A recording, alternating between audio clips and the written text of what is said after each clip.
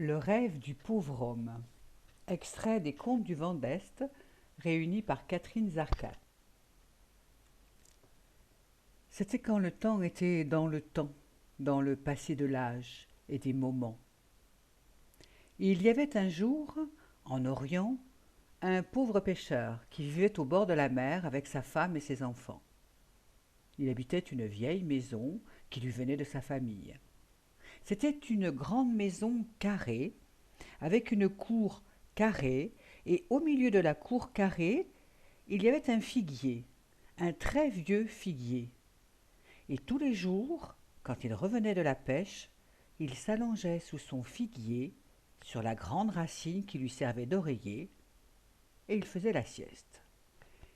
Car tous les matins, il partait très tôt avec sa barque, il jetait ses filets au large, il priait toujours avant de les jeter en disant « Je jette mes filets sur ma chance » et hop, il lançait ses filets. 3 fois, il jetait ses filets sur sa chance, puis il rentrait à la maison pour ne pas offenser Dieu. Pourtant sa chance, c'était du menu fretin, des poissons minuscules qui valaient 3 fois rien. Parfois, il remontait même des carcasses, des vieilles godasses qui déchiraient ses filets. Alors, il rentrait à la maison et achetait en soupirant le pain de la misère pour nourrir sa femme et ses enfants. Après manger, il se couchait sous le figuier, posait sa tête sur la grande racine qui lui servait d'oreiller et s'endormait. Or, chaque fois qu'il s'endormait sous son figuier, il faisait un rêve, toujours le même. Et le rêve lui disait « Va au Caire, sur le pont, la fortune t'y attend. Va au Caire, sur le pont, la fortune t'y attend. Va au Caire, sur le pont, la fortune t'y attend. » Et le lendemain, l'homme allait en mer, jetait ses filets sur sa chance, ramenait du menu fretin, achetait le pain de la misère, s'endormait sous son figuier. Et toujours le même rêve revenait, lancinant, insistant. Va au Caire sur le pont, la fortune t'y attend. Va au Caire sur le pont, la fortune t'y attend. Va au Caire sur le pont, la fortune t'y attend. Et ainsi tous les jours, il rêvait qu'il était riche et il se réveillait pauvre. Un jour, n'y tenant plus, il dit à sa femme « Ma femme, je crois à ce rêve. Il me faut partir au Caire. Pourras-tu te débrouiller toute seule pendant quelques jours ?» Mon aimé, ce n'est pas moi qui t'empêcherai de vivre tes rêves. Si tu y crois, tu dois y aller voir. Il y a les voisins, nous saurons bien nous arranger. Dès que possible, il s'est joint à une caravane qui passait et il est parti. Ils ont voyagé longtemps. Ils ont traversé le désert et sont arrivés au Caire. Tout le monde s'est installé au caravansérail, juste à la porte de la ville, pour se reposer. Mais lui, non. Il voulait voir s'il y avait un pont comme celui de son rêve. Il a couru tout de suite en ville malgré la fatigue. C'est grand, le Caire. Mais il cherchait son pont. Et tout à coup, il l'a vu, là, en bas de la rue. Il y avait un pont exactement comme celui de son rêve, le pont de son rêve, là, devant lui. Alors il a couru encore jusqu'au pont. Il s'est planté en plein milieu et il s'est dit « Voilà, maintenant, la fortune peut venir. » Et il a attendu. À chaque personne qui passait, il se disait « C'est la fortune !» Et il s'apprêtait à l'accueillir. Mais non, la personne passait, c'est tout. Bon, il ne se décourage pas. Une autre personne passe. Ah, voilà ma fortune. Non, elle ne fait que passer. Et ainsi toute la journée. À la fin du jour, il a bien compris qu'il s'était trompé. Il s'est dit: mais non, ce n'est pas ça. Je dois sans doute dormir sur ce pont et je ferai un rêve qui me dira où est ma fortune, voilà.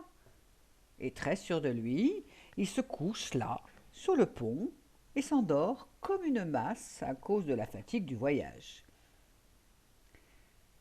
Il est réveillé le lendemain matin par des coups de pied dans le thorax.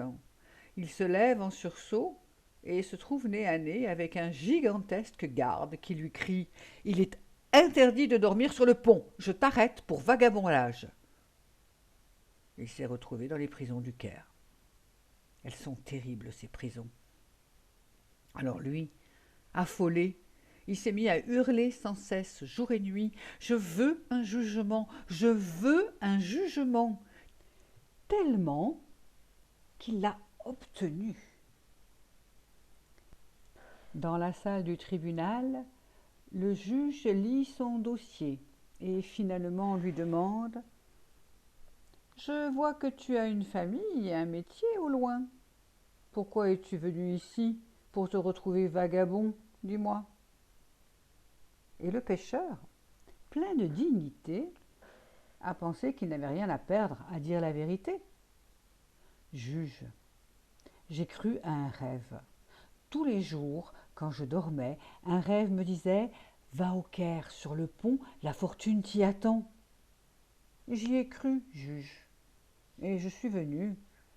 Voilà tout. Pauvre type, s'est exclamé le juge. Mais vraiment, quel naïf tu fais! Mais enfin, sois un peu raisonnable. On dit songe, mensonge.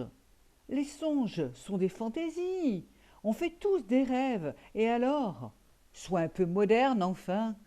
Tout cela, c'est de la superstition. Tiens, moi par exemple, quand un avocat parle trop longtemps ici au tribunal, je m'endors. Eh bien, je fais toujours le même rêve. Je rêve d'une maison carrée, avec une cour carrée, et au milieu de cette cour carrée, il y a un figuier, avec une racine qui peut servir d'oreiller. Eh bien, je rêve que si je creuse sous cette racine exactement, je trouverai un trésor. Et tu crois que je suis assez fou pour aller courir le monde, chercher cette maison et son arbre? Pauvre type! Ah, pauvre type! Tu es bien trop naïf, tiens, tu me fais pitié. Tiens, allez, paye seulement 10 dinars d'amende. Pauvre type! Le pêcheur est allé serrer le juge dans ses bras et lui a dit: merci, juge, merci. Et le juge n'a pas très bien compris pourquoi il était tant remercié pour une amende de 10 dinars. Le pêcheur est rentré chez lui. L'histoire dit qu'il était tellement impatient de rentrer que le désert a comme roulé sous ses pieds. Enfin, il est arrivé devant sa maison carrée. Il est entré dans sa cour carrée. Il a regardé son figuier. Il a souri avec tendresse. Et enfin, il est allé chercher une pelle et une pioche.